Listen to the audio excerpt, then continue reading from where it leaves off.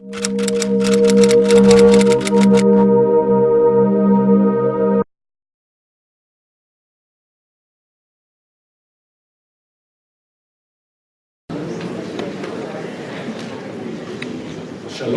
a todos. Es un gran placer para mí ser aquí. Gracias a Enlace Judío para invitarme a hablar con una comunidad que es muy fuerte, muy comitida al pueblo judío, al sionismo, al futuro de Israel. Muchas gracias.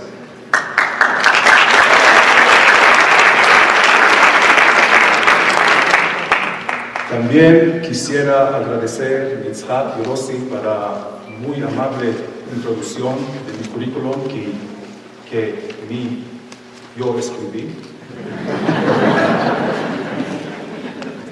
Y ahora mismo I'm going to go into English, so you will really think I'm very good in Spanish. But next time, I promise, maybe the entire speech will be in Spanish. But it is really a great pleasure to be here. I'm very honored to share this floor with our very able ambassador, Rodica, here in Mexico. I want to thank very much Andy Wisner, the Shaliach of Keren HaYesod, Leon Sternberg, the chairman, and Fanny Couton, the chairwoman, the presidente of the women, and all of you for coming here. As you heard about Keren HaYesod, it is one of the most important organizations that predated the re-establishment of the State of Israel. And I say re-establishment of the State of Israel because terminology today is very important. And we will discuss it later when it comes to the Hasbara problem, to the advocacy and the PR problems of the State of Israel. We were not established in 1948. The State of Israel and the Jewish people were established 4,000 years ago. But Keren HaYesod predated 1948, and today, really, it is a great insurance policy for the State of Israel, bringing together Jews from all over the world and working for our common cause and common future.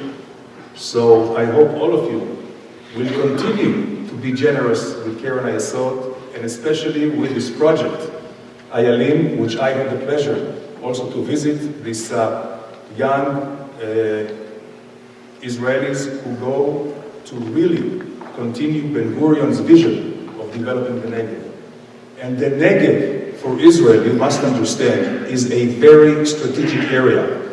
The Negev comprises 60% of the entire territory of Israel. Yet only 10% of the population of Israel lives in the Negev. And it is a strategic importance for us to disperse the population. This is the main reservoir of our land. So what Keren HaYesod is doing, especially in the Negev and with Ayalon, is very timely, is very important. And I know that all of you, when you come to Israel, you will go and enjoy and be proud of the exitos and of the vision that is being fulfilled right there in the Negev. And I do hope that all of you will come to Israel, because this land is yours.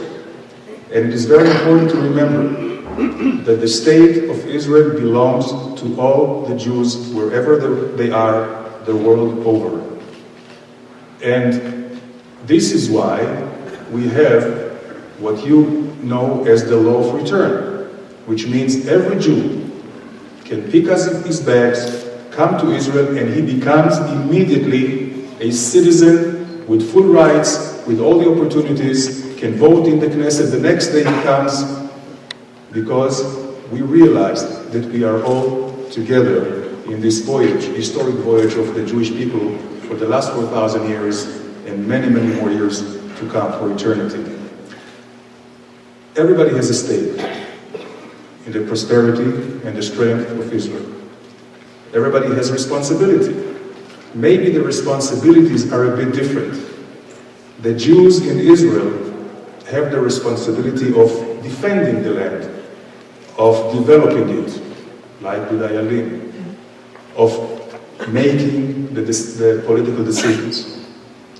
But the Jews in the diaspora have the responsibility to support with public advocacy, with moral support, with political support, with hasbara and PR support, and with support of Keren HaYesod.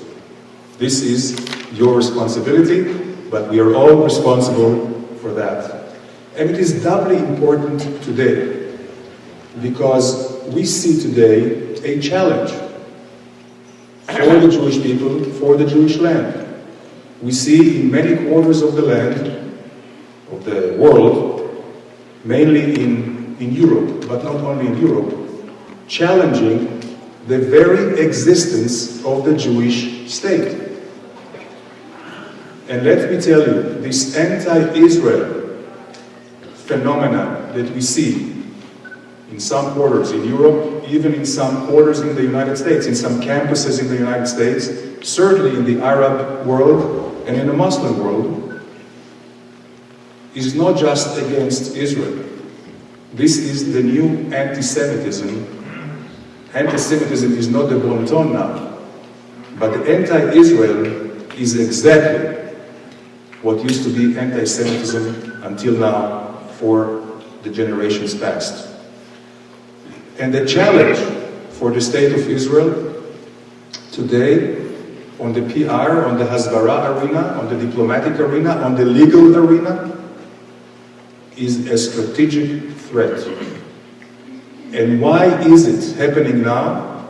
Because the Palestinians and the Arabs, after 65 years, actually more than 65 years, even predating the re-establishment of the State of Israel, they tried to actually throw the Jews and not allow us to live in our land. And they tried it through a tactics of military. But they couldn't throw us out militarily. If I fast forward, today, Israel is the strongest country in the Middle East and much beyond.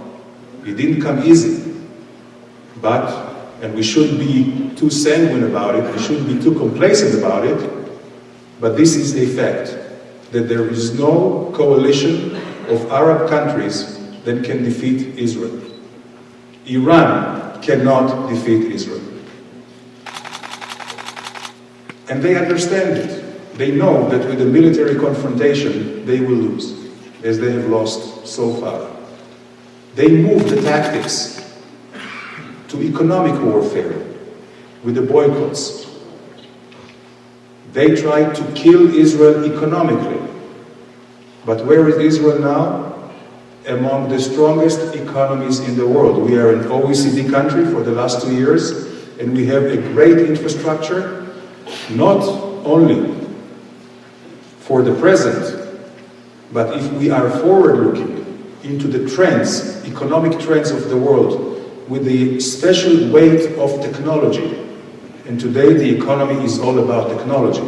And Israel is at the forefront of technology. We are really a powerhouse of technology. Countries from all over the world, scientists from all over the world are coming to Israel to get our technology. You know, Europe even, in the last few weeks, there were talks about boycotting Israel. But one thing they did not want to boycott, and that is Israeli Academy and Israeli Science. At the end of the day, we had an agreement with the Europeans, notwithstanding all these attempts for boycotting. This is how much the Israeli economy is being appreciated by first-rate countries all over the world. So they couldn't do it militarily against us, they couldn't do it economically against us, they tried terrorism throughout. And I think that the climax of terrorism was in 2000 to 2003, what they call the Second Intifada, which came after the most far-reaching, generous offer that Ehud Barak offered Arafat in Camp David. They came, 1,000 Israelis were killed, 7,000 injured, and terrorism, you should know, is not just designed to kill lives and people. It's designed to sow the terror in the hearts of the people so they will dismantle all the institutions of the states, to really have no trust of the people in their governments. But I must tell you that with all the suicide bombing that were reintroduced, and in the beginning it was very, very difficult for us, and we had to go on a learning curve, our security forces, to prevent the terrorism. But in the beginning, in the tough times, it was the Israeli people who were strong enough to resist the terror. And the mere fact that all Israelis kept going to the restaurants, to the markets, to the schools, to work, was a sign of strength. I know a friend of mine from high school who lives in Modi'in. She has twin girls. At the time, they were 16. They were going with a bus to school. And our people kept sending their kids in the buses, even though the buses were one of the first targets for the terrorists. Because she had twins, she sent them in 2 different buses, just to minimize the risk. But this was the Israeli spirit against the terrorism, which allowed the government, after a while, to find a way, in terms of preemption, intelligence, and other tactical operational moves, to bring down the terrorism. This is before we built up defense, which was also very, very important. So, without military exitos, without the economy and without terrorism, they are now trying a political warfare. And this is where the war is today. Make no mistake, the trenches today are in the social media, in the classical media, in the campuses, in the international organizations, in civil organizations, in human rights organizations world over, who are trying to delegitimize Israel. And not just to delegitimize Israel, but also to delegitimize our right for self-defense. You remember in 2008, 2009, we had these cascade operations against the terror from Gaza. This is after we gave Gaza to the Palestinians. This was the controversial disengagement policy of Ariel Sharon. We dismantled 21 Jewish communities, flourishing Jewish communities in Gaza. Excruciatingly painful experience for all the Jews around the world. And instead of changing the atmosphere and having the Palestinians a change of heart and policy more towards coexistence, Hamas took over and terror continued and even got worse. So we had to self-defend ourselves. So what does the international community say? No, you cannot do it. You have to be proportional. How can you be proportional? If the world were proportional against the Nazis, we wouldn't be here today. In a war, you have to reach a decisive result, especially against terror. So then came the Goldstone report of the United Nations and said, no, Israel should be accused of war crimes. And this is the danger. This is what the Palestinians and their collaborators, Arab countries, Muslim countries, anti-Semitic elements, and some which are just naive and don't know much, and just hear the bombardment of the propaganda of the Arabs, which are using no less than the Nazi propaganda of Goebbels back in last century in the 30s. And it's very simple. You say, you tell a lie, you repeat it 1,000 times until people believe it. And this is exactly what they do. So for that, we need today, all over, and it's not just the Israeli government. And I've been in the government, I may be coming again, I don't know, but I can tell you that the government cannot just do the job. It is not fair, it is not honest to expect that the government can do it. Why? First of all, governments today are weaker than they used to be before. They may have a lot of budgets, but no money. There is a big difference between having a budget and money. Rodica can tell you how much is her budget for PR, for public diplomacy. It's nothing. Rodica is one ambassador here, but there are 22 Arab ambassadors, 57 Muslim ambassadors. So quantity here makes quality. So it's not just the government. Bureaucracy also sometimes is slow. So the civil organizations, every one of us can just join in. When I left government, I decided to form an organization called The Truth About Israel. And this is to strengthen Israeli Hasbara, especially in the media, in the social media. Why the social media? Because this is where the younger generations are, this is where the future leaders are, and this is where the media is also democratic. There is no filters of editors, of publishers, and it's very important to continue. And everyone can do it. The idea is to empower and educate everyone, Israelis and also Israeli supporters, Jews around the world, Christians around the world, and it's working. And there are few more organizations like that, and we have to create a network to combat a network. Because we are facing a very, very challenging time diplomatically. You know about the CARES mission to bring about a settlement or peace between us and the Palestinians. I truly hope, I believe all of us hope that he will succeed. The chances are not very good, unfortunately.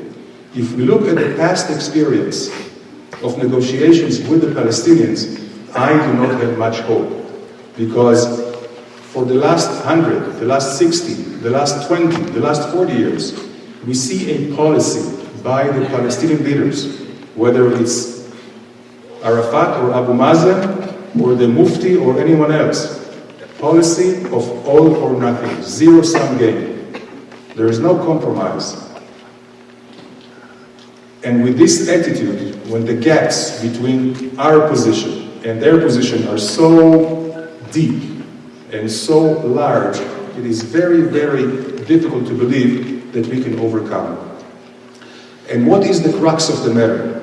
I go back to what I said in the beginning. The crux of the matter is that the Palestinians today, more than they want their own state, which by the way, they never had in history, more than they want their own state, they want to destroy the Jewish state.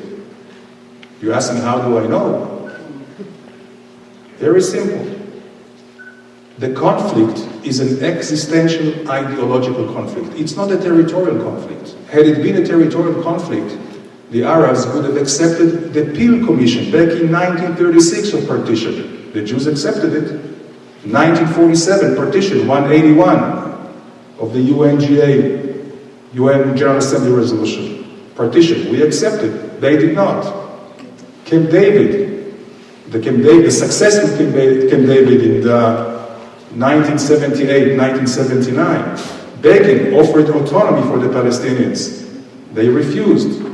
And of course, Oslo, Camp David. In Camp David, I can tell you, from a personal experience, Ehud Barak really wanted to get an agreement with the Palestinians, almost at any price.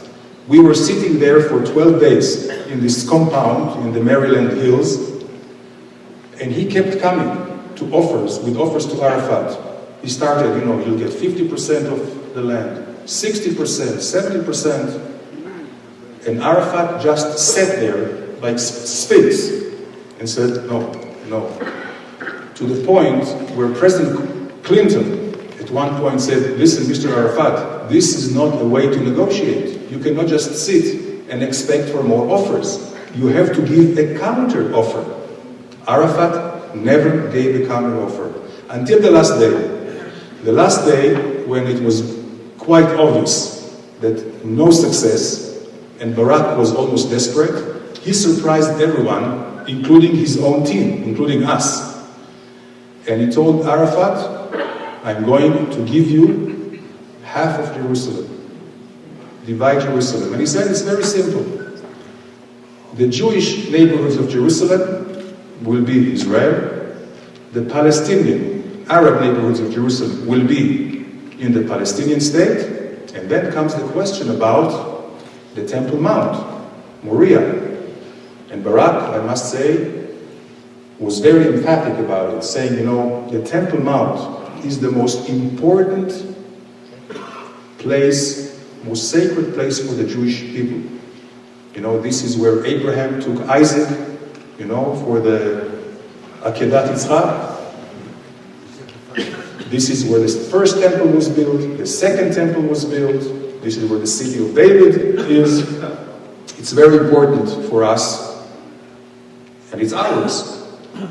But, I'll tell you, Mr. Arafat, I know the realities. On top of the Temple Mount, we have this Haram el-Sharif, right? We have the big mosque.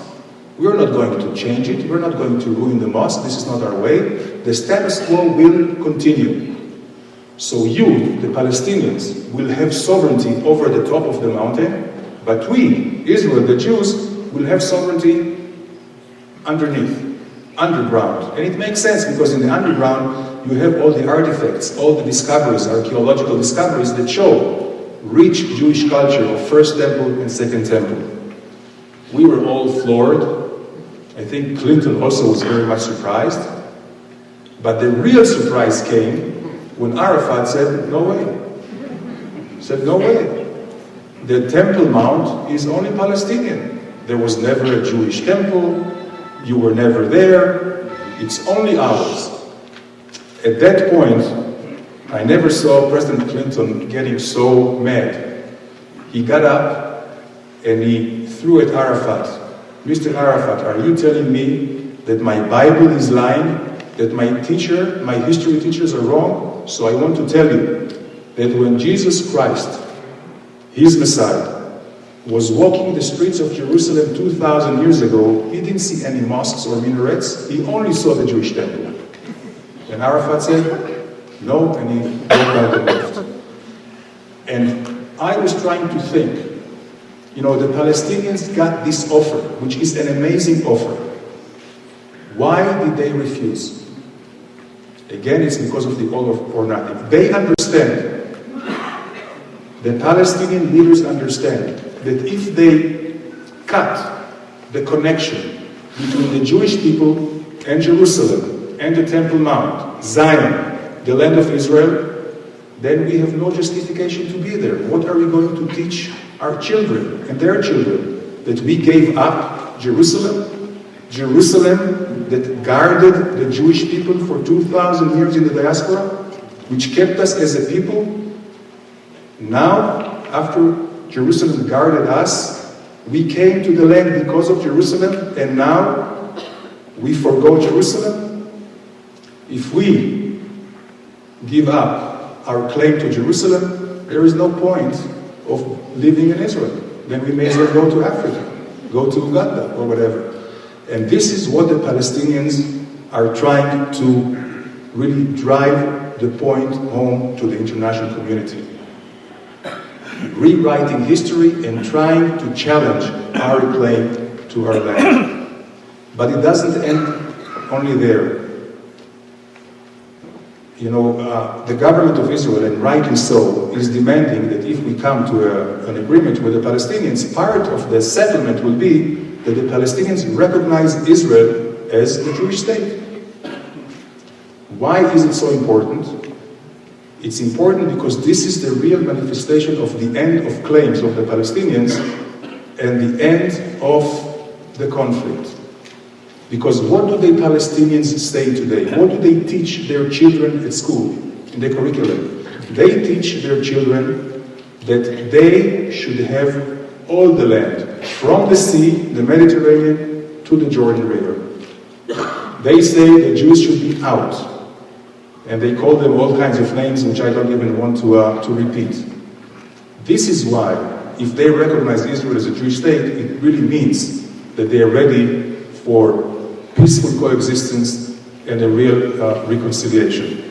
And this is why Mr. Abbas, not Arafat, said that in 1,000 years he will not recognize Israel as a Jewish state. Does that mean they're ready for an agreement? Should Israel sign an agreement with someone that doesn't recognize our rights to be there? I don't think so. When I was a few years ago at the UN, I had a debate with a Palestinian representative. And I talked about the necessity of them recognizing us as a Jewish state. And the Palestinian representative tried to make fun at me. He says, what do you mean? You want me to tell you who you are? You don't know who you are? Who is a Jew? You need the Palestinians to recognize you as a Jew? I told him, Mr. Mansour, I don't need you to recognize me, but I need you to teach your children that this is my land. And I don't need you to say Israel is a Jewish land in Hebrew, not even in English. Say it in Arabic and teach it in your school. Of course you will not. But it's not just a matter of principle, it's also from a legal point of view of reciprocity. You know, Israel recognized the Palestinians' right for self-defense, and I'm saying for self-determination. It is only logical for reciprocity that they will recognize Israel's right for self-determination. And it so happens that we are Jewish. This is our tradition, this is our DNA, this is our history, this is our nationality. So if we recognize them, they should recognize us.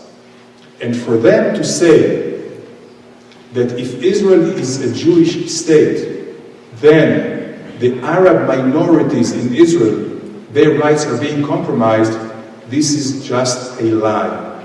And to tell it to us is really hypocrisy. Because as Jews, we have lived for the last 2,000 years in 150 different countries. We lived under Muslim governments and states, Christian government and states, and there was never ever a dissonance between the Jews being loyal to the state and being true to their tradition and to their religion.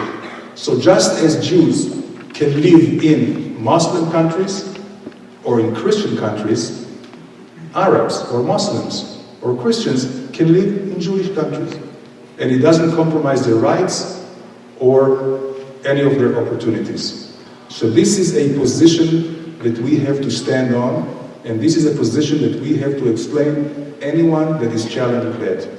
Because again, not recognizing Israel as a Jewish state, meaning that they are really working on their salami tactics of pushing us out. But it's not just the recognition, and it's not just the issue of Jerusalem. There is the issue of settlements, there is the issue of defense. You know, the settlements. This is obviously our Achilles heel, the vulnerability. It's very difficult maybe to explain, but there is a real double standard internationally. Because all those who put the spot on the Israeli settlements in Judea and Samaria, which really is the heartland of the Jewish people historically and politically, ignore Turkish settlements in North Cyprus, or Russia in Abkhazia, or the Kashmir area, or many other disputes. And here the Palestinian narrative unfortunately got a hold, calling it occupied territories and not disputed. The settlements, they call it as an obstacle to peace, where everything is reversible. I think Israel has proven that the settlements are not an obstacle to peace. First of all, in 2005, we removed settlements. I mentioned 21 settlements from Gaza, but this was not the end of it. There were 4 more in the West Bank, in Samaria. So you know this is not an obstacle to peace. Also, when did the settlements come? Only when we returned to the land after the 6 Days War. When was the PLO, Palestinian Liberation Organization, was formed? Anybody knows here? 1965. There were no settlements. We were not there in the West Bank. But this is kind of lost in all the chatter, in all the quantity of massive lies of the Palestinians. By the way, the Palestinians also take advantage of our political system and democracy. Palestinians, all of them, are on message and with their lies. Israelis, we are Jews. Every Jew has at least two opinions, right? So everyone says what they think, it's a democracy, some say this way, that way, all is very legitimate. But we are not on message, so our message is getting kind of diffused and confused. Even two ministers from our own government will not say the same thing. That's also part of our governance system. Maybe we'll have to change it. I, for one, believe more in the American system. Everybody works for the president and their own message. In Israel, it's different. And also what's happening, especially in think tanks, academic institutions, and other symposia that come and speak about the conflict in the Middle East. So in order to be balanced, they bring a Palestinian, he is on message, and they bring an Israeli. But the Israeli is from the very left, from B'Tselem, or from other organization, which says the same thing as the Palestinians. So everybody says, well, they're right. That's also part of our problem. But it is not too late to continue our message and to go back to basics. And the basics are Jewish rights and justice for the Jews as well. I believe that we lost the battle in 1993 with the Oslo. When the Oslo started, there were some in the Israeli government and in the foreign ministry who said, we don't need Hasbara anymore. If we have a good policy, the policy explains itself. Conversely, if we have a bad policy, no amount of Hasbara will help. And this is not true. Even if you have a good product, you have to advertise it. Coca-Cola advertises, Cadillac advertises, because if you don't, somebody else will take over. And in the case of Israel, when we have all the incitement and lies against us, certainly we have to set the record straight and tell our story. From 93 on, we talked only about security. And we didn't talk about our claim, our inherent claim to the land. We didn't talk about Jewish refugees from Arab countries, which outnumbered the number of Arab refugees from 1948. And they have the same rights. So, slowly but surely, we are not starting now from a 0 point, but from a sub-0 point, but nevertheless, it is not too late. But the issue, the conflict, is not just in Jerusalem and the recognition of Israel. It's also the refugees. By the way, there is euphemistically what is called the right of return by the Palestinians. There is no right and there is no return. First of all, there is no right because according to international law and also according to historic precedents, refugees, displaced people as a result of war, never go back to their own places. There were 20 million refugees after World War II in Europe, 10 million after World War I in Europe. Russians and Germans and Czech and Polish and Lithuanians, they were always resettled in their own place. The only example that they were not settled is the Arab refugees. Also, the only case in history where you can inherit refugee status is with the Arabs. And today, why there is no return? Because hardly any left from back 65 years ago. We're talking about second, third, and even fourth generation. So what is there to return? They were not born there. So there's no right and there's no return. And we say, if you build for the first time in history a Palestinian state, why do you want your people to go to another state, to Israel? So this is another thing that the Palestinians right now, including Abu Mazen, do not want to give up. So this is also an issue for us in the Hasbara to explain to people so they will realize the complexity. And the last thing I want to say about the conflict and the situation of the negotiations with the Palestinians at this point is Israel's right for self-defense. And I think that the fact that Israel and the Jewish people can walk proudly and safely everywhere is because we have the capability and the will to defend ourselves by ourselves. If, God forbid, we will not be able to defend ourselves by ourselves, we know from our history what happened when we were defenseless. The culmination of the Holocaust, of the pogroms. We know for a fact, it's not just our experience, people which are weak and cannot defend themselves are being killed with the international community looking the other way. They may talk, they may weep, they may condemn, but they don't do anything. And if they do, it's always too little and too late. It was too little and too late for the 1.5 million people in Rwanda that were killed because they were defenseless. Or the 300,000 people in Darfur that were killed. Or the tens of thousands in Bosnia. Or the 200,000 in Syria right now. The international community, maybe they will not like our tough position, but they will respect it. And this is where we are. This is why Israel's presence on the Jordan Valley is very, very important. Nobody else will defend us. Not NATO, not the Americans, not Arab League, not peacekeeping operations, nobody. This is also something that we insist. And we know how effective it is when we defend ourselves. You remember the fence. We call it the anti-terror fence.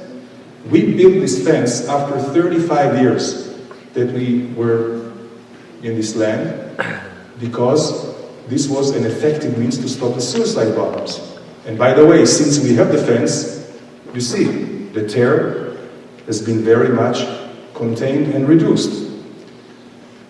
What do the Palestinians say? They take us to the UN. They want to take us to Hague, to the International Court of Justice. It's a criminal thing. They call it the wall. They call it the apartheid wall. This is trying to really rob us from our right for self-defense. And this is also important with the terminology.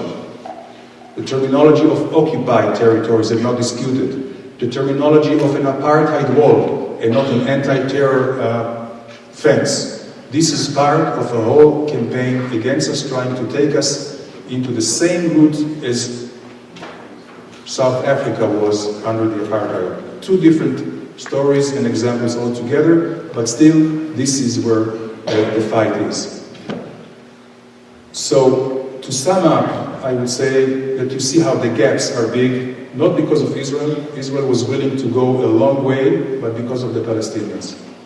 And I believe that the only plausible, the only logical solution would be a long-term interim solution with the Palestinians, where the exchange, the trade-off will be security and recognition for Israel, sovereignty and independence to the Palestinian state or entity without final borders.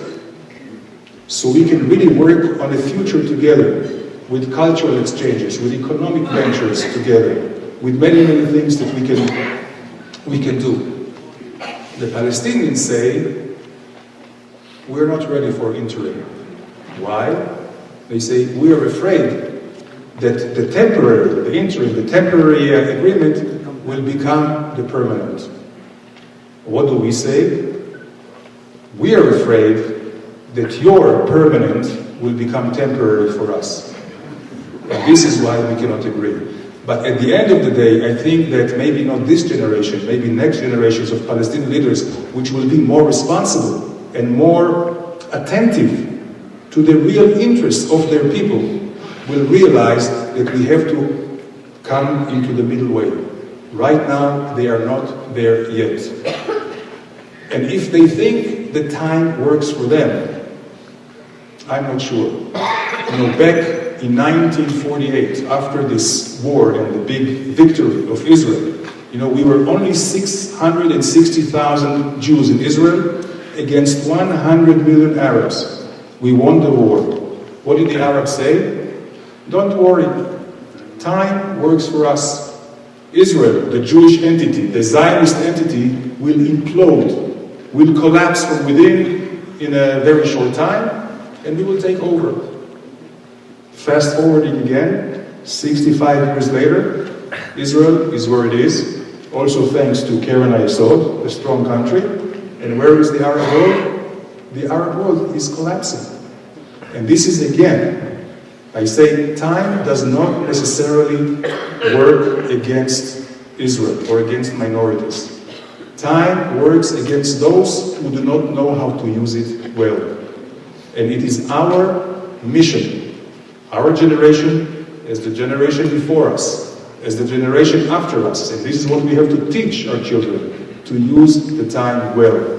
And to use the time well is make sure that the Jewish people will always have the capability of self-defense and defend themselves by themselves. Our mission is to develop the country economically, scientifically, and morally. Also, I think one of our strengths is that we are moral people, that we are democratic people, that we live for tikkun olam, for real Jewish traditions of help for everyone, but of course with self-defense. This is the challenge of our time. We don't have everything super duper in Israel. You know, the gaps between those who have and those who have not. This is a built-in anomaly or deficiency of the new technological age. We'll have to find a way to fix it. We still have divisions between Chilonim, secular, and Haredim, between left and right, between Arabs and Jews. But believe me, at the end of the day, there is much more that unites us as a people than separates us.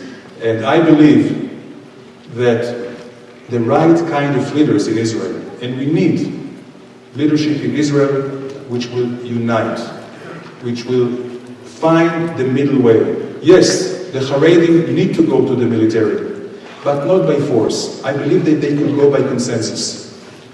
Yes, the Arabs also can get integrated into the society. Let me tell you that the Arabs, the Israeli Arabs today, every morning they wake up and they pray to Allah that they are Israeli citizens and not citizens of Syria or of Lebanon or of Iraq or not even Egypt. So it's an opportunity. And also it's something that the Palestinian leadership should understand, because they do not have the backing of the Arab world anymore. There is no Arab world. The Arab world is dismantling and it's going to continue. There is no Arab oil as a weapon. First of all, because they are not united. Secondly, the United States is becoming independent, energetically independent. Israel is becoming energetically energetic. So the weight of the oil is going down. So they cannot rely on the Arab world. What do they rely now? On the international community. They rely that the Europeans will boycott us. They hope maybe sometimes even Latin America and others. So again, I go back to the importance of Hasbara and the political warfare and the political defense that we need to do. And this is not just for the government, it's for every one of us to do. I didn't talk about Iran and other things because Iran can be solved, but I don't know if we have some time for questions. I'll be happy to do this. The last thing I want to tell you is how important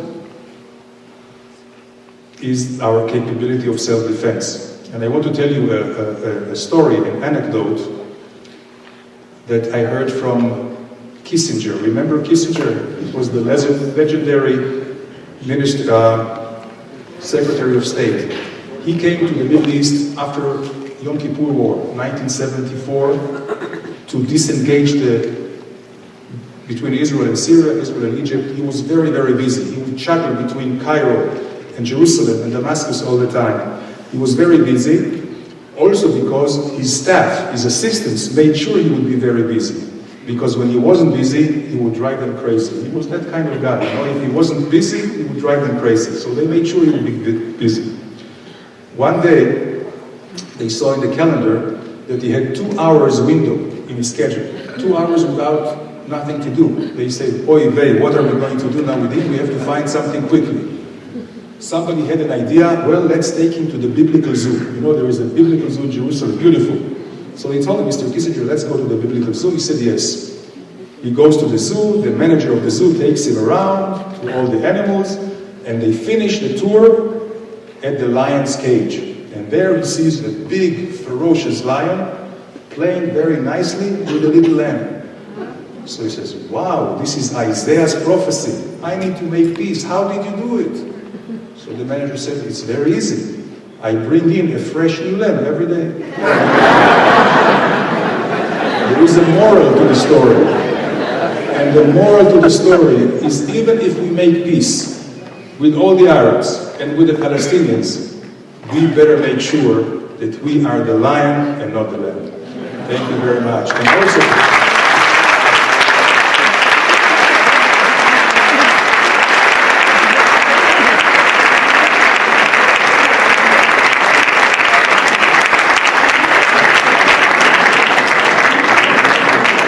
muchas gracias.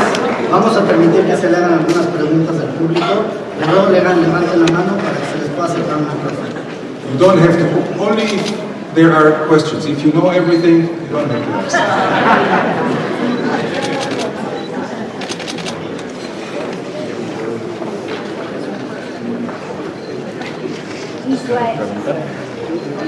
Now the situation with Iran, regardless the United States is doing deals without our oil. No? But Iran was a real missed opportunity. The new charm offensive of Iran was not a result of a change of policy. The Iranians did not change their policy. All they want to do is lift the sanctions. The sanctions really brought about a collapse of the economy of Iran, which could have translated itself into a real riots on the streets. They had it already in 2009. So in order to do that, Khamenei allowed to have this Rouhani as president, but Khamenei is still calling the shots in the Revolutionary Guard. And for Iran to obtain nuclear capability is not just the end goal, it's only a means to become the hegemon, to continue with their very radical policies. And this is what we could not understand, why the P5+1, headed by the United States, were blinking first. And the blinking first was that with the Geneva Accord, which was just signed yesterday, there was no dismantling of the Iranian capabilities, only suspension. What does it mean, suspension? Every time of their choosing, they can continue.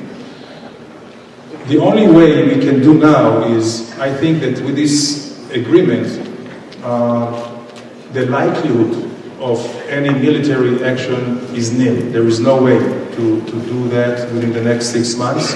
I think that now it's important to work with the United States and France and the UK that the comprehensive agreement in 6 months with the Iranian will mean the dismantlement of the problem and not suspension for the continuation. If this is not the case, I think that we should do everything in our power, morally and politically and diplomatically, to make sure that an agreement will not be signed, because a bad agreement is much worse than no agreement. And Iran is not just a threat to Israel. It's first a threat to the Sunni world, to Saudi Arabia, to the Gulf forces, to Europe, to the United States. Terrorism is, with nuclear terrorism, they can really bring havoc all over.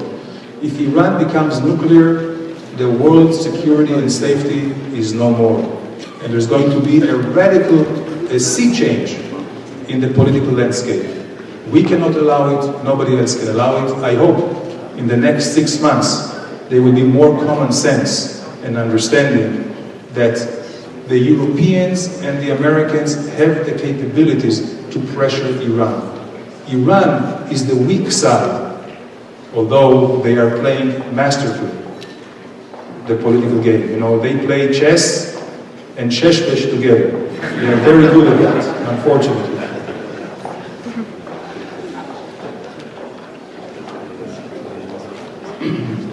Yo soy sexta generación de Jerusalén y soy palestino, nací en el estado de Palestina. Lo que yo no entiendo es cómo los árabes se llaman palestinos cuando no son palestinos. It's a very, very good question, which goes back to the narrative and to the Hasbara. You are Palestino, my parents are Palestinian, right? Because Palestina, as you all know, Palestina was an administrative unit. The name Palestina is a Roman name, was given in the 2nd century by Adrianus Caesar after the insurgents, after the riots of the Jews against the Romans. So in order to disconnect the people from their land, he changed the name from Zion or from Israel or from Judea to Palestina. Thank you. So all of us were Palestinians under the different mandates, the Ottoman Empire and the British mandate. And today the Palestinians claim, that they have the land and there is a Palestinian people. So it is very important, and I don't know if you had a chance, I had a whole clip about it. The Palestina is a geographic region, right? Just like Amazonas, just like Sahara. There is no Saharan or Amazonas or Antarctica. So the same way is with the Palestinians. And of course we have to be practical. We want a separation from them. We need a separation for them, political and physical. But they must understand that this is a separation of, I guess the microphone is getting tired. He has a jet lag. I think that it is important to understand that we are giving. We don't have to apologize that we live there and we demand our rights. And maybe there will be at one point a Palestinian state, but this Palestinian state is something which is for the first time in history. When I was in Oxford, in the UK, I was giving a speech, and the students, British students, not just Arab, they were shouting, "Free Palestine, free Palestine." I said, "What do you mean free Palestine? You, the Jews, came from Europe, you conquered Palestine, and they need their land back." I said, "Well, was there ever a Palestinian state?" They all said yes. I said, "If there was a Palestinian state, can you tell me a name of a Palestinian king, of a Palestinian president, Palestinian ruler?" Nada. Nada, and we have to tell it, and we should not be deterred, even though today the narrative of the Palestinians is the one which has the upper hand. It doesn't mean that they are just. We have to repeat and repeat the truth, even if we are now in the minority. But at the end of the day, we will also win the political warfare, the legal warfare, and we will do it with your help, with the Jewish community worldwide. And we will do it if you support Karen Ayalon.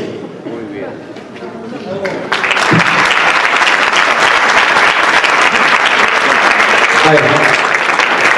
I have two questions for you. The first one is, what do you think should be the reaction and the action of the new generations for all the anti-Semitic propaganda that appears in the Facebook and Twitter? Is it better to forward it so people know what's happening, or is it better to stay shut and don't diffuse more anti-Semitic news to more people? And the second one is, how is it possible that Israel now is really successful with the fence as a counter-terrorist wall, and suddenly there are 20,000 illegals from Sudan? How is Israel going to solve this situation? Thank you. About your first question, should we respond about all this anti-Semitic slur in the web or anywhere else, or ignore it? We cannot ignore it. We must not ignore it. When we ignored it, Auschwitz happened. You know, back in the 30s and the anti-Semitism of the last century, when all the propaganda of Goebbels started in 1933, the Der Stürmer, the Jews were quiet. No, if we will be quiet and we will not mention it, maybe it will go away. We must condemn it and we must answer it. You know, there is a beautiful story by a priest. I can't remember his name now. Maybe Roderick, I remember. I think he was a Polish priest. He said, where the Nazis came and took the Jews, I remained silent. I didn't say anything. When the Nazis came and they took the gypsies, I remained silent. When the Nazis came and they took the invalids, I remained silent. When the Nazis came and they took the slut, and when they came to take me, there was nobody to talk.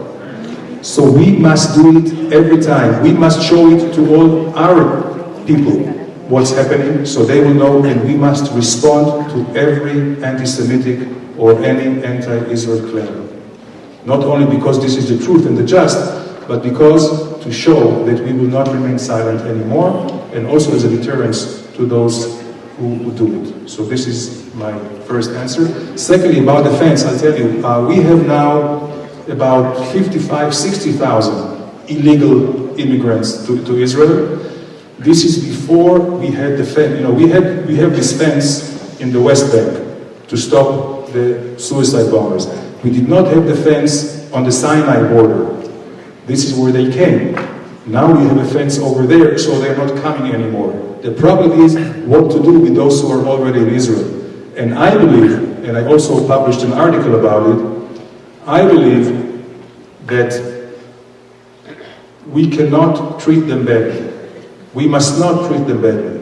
I think we should let them permission to work so they can sustain themselves, so they can be registered legally, so they can pay taxes, until we find a solution to take them back to countries that want them. But right now, because Israel is a signatory to some of these international treatments, we cannot take them back to a country where they can be persecuted or prosecuted or being killed. And so we are stuck with them. So if we are stuck with them, at least try to make better of the situation. Let them work. You know, we have a lot of foreign workers that come from China, from Romania, in agriculture, in building. Stop importing those and let those who are in Israel work instead of them. That's my solution. It's a logical solution. Because it's so logical, I don't think they will do it anymore. Thank you very much.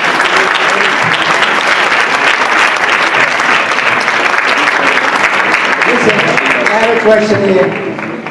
Sir, I would like to ask you, how far... This is the encore. Yeah, that's right. How about Obama? Obama. Yeah, do you trust him that much? Is Gary messianic like himself? He wants to make peace.